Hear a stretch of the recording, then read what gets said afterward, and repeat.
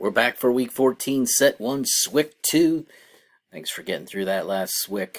I know it was a longer one. Alright, so we need to talk about a process called synthetic division. And man, my face seems like it's in the way. Well, let's zoom in and see if I can get out of the picture here. So we want to find real solutions of these equations by using this process called synthetic division. First and foremost, you see that I added the 24 over to the one side, setting it equal to 0. Now, it would be super nice if I could factor this. The chunking idea that we did in the last SWYK, it's not going to work this time. I mean, if you take a look at this, if I were to chunk this right here, I take an x squared out, what's that going to give me? X minus 3. I don't think we can do anything like that over here. If you take that chunk right there, what are you going to pull out? Oh, how about a negative 2?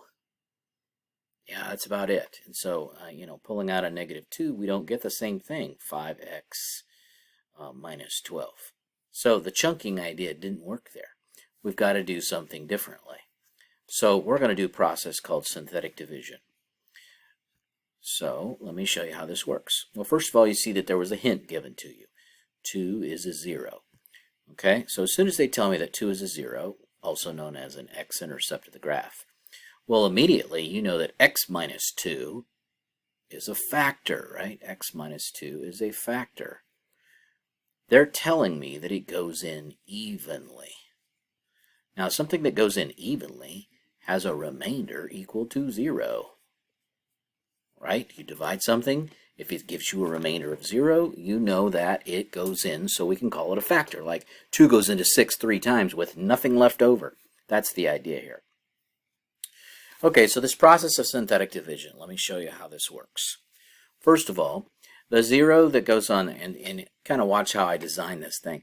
So I put the 2 right here, okay, and then I go here up, and then I come down, and then I go all the way over, and I divide my last row or column off.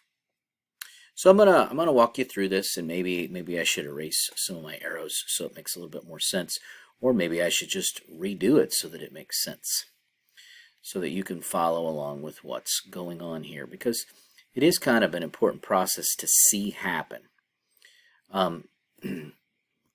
So I'll try to do the best I can to recreate this. The first thing we want to do is, now where did these numbers 1, negative 3, negative 10, and 24 came from? Well, look, they are the coefficients of those 4 terms right there. We're trying to divide 2 into those numbers. Okay, now bear with me on how this works. So you can, it's really kind of easy once you get the hang of it. So the first number always drops below the line. Notice I drew an arrow and I put the number 1 right below the line. We're going to repeat these same steps over and over until we get done.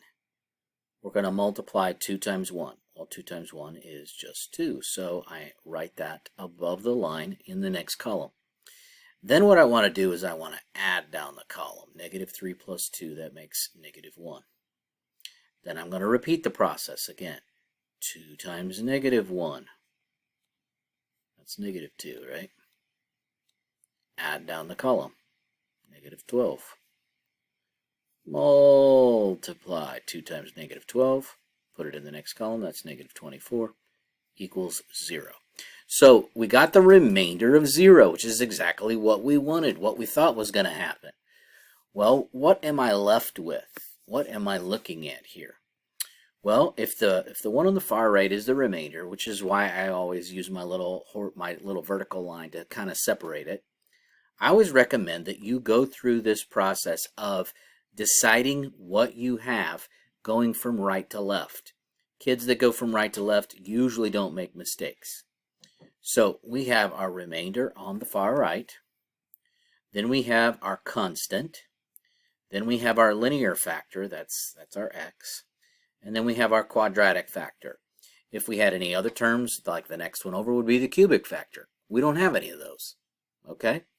So constant meaning your number. I should have been more specific there.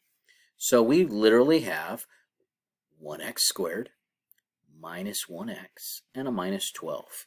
And that's what we have right there. Now we need to know if it factors even further. Okay, and so we can go through the process of what multiplies together to give us negative 12, but adds up to negative 1. That kind of thing.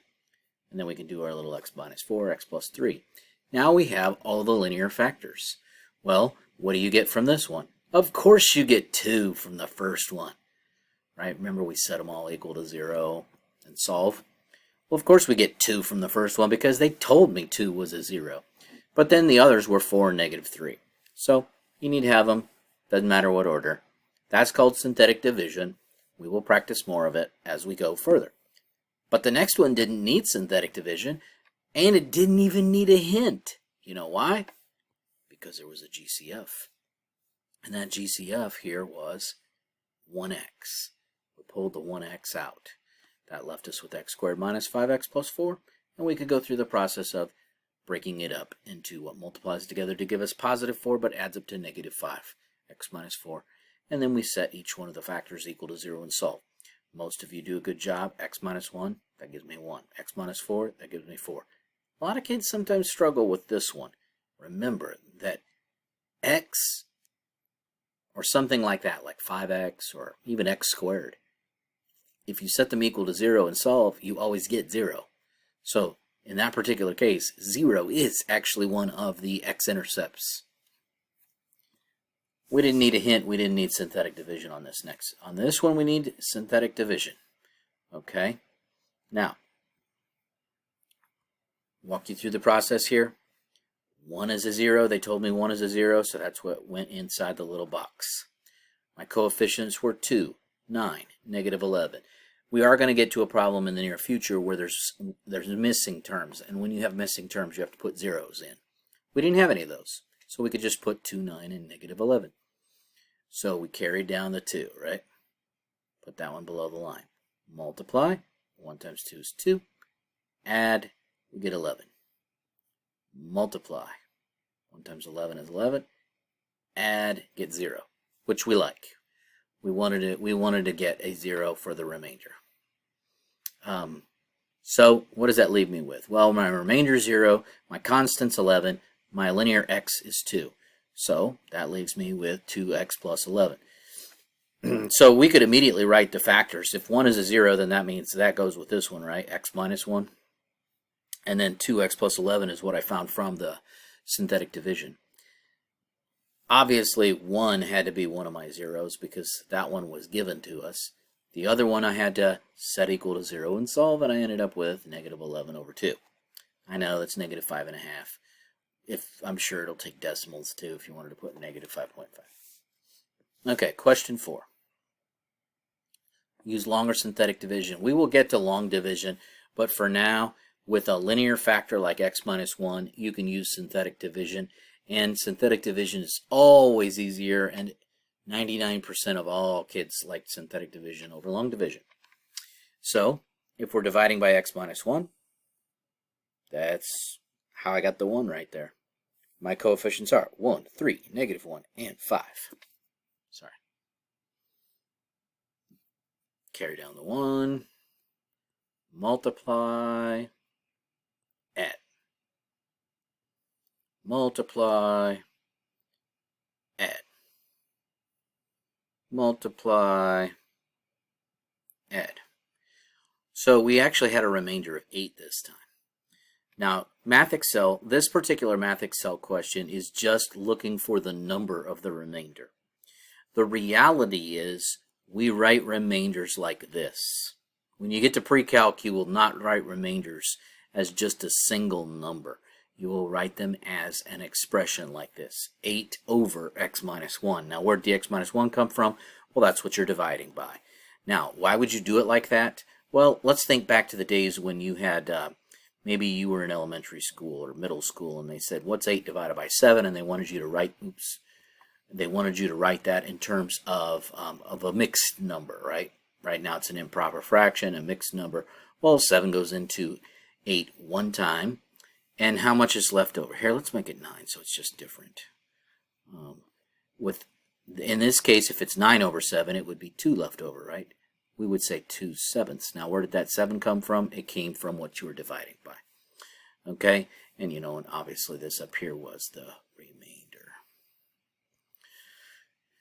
Well, anyway, so what did we get out of this thing? We ended up getting, well, we got 1x squared, we got 4x, and we got a positive 3. So that's what was over here. X squared plus 4x plus 3 with a remainder of 8. Obviously, we would write that differently. Hold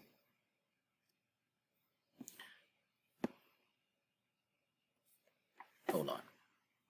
Okay, we got one more example here. X minus 2 is what we're dividing by, so that puts me with a 2 on the outside, and then we have 4, negative 5, and 2 across the top row, and we can carry down the 4, multiply, get 8, add, and get 3, multiply, get 6, add, get 8 again. So we got another remainder of 8. Of course, in the big boy and girl world, we would be writing our remainder like that, 8 over x minus 2. I'm not sure why these particular math Excel questions just want the number only instead of the actual fraction that should be there. For instance, this answer in pre-calc would be written like this, 4x plus 3 plus 8 over x minus 2. That's how we would write it in pre-calc. Okay, talk to you later. Thanks for enduring another long video. Man, these are getting long. I don't like that.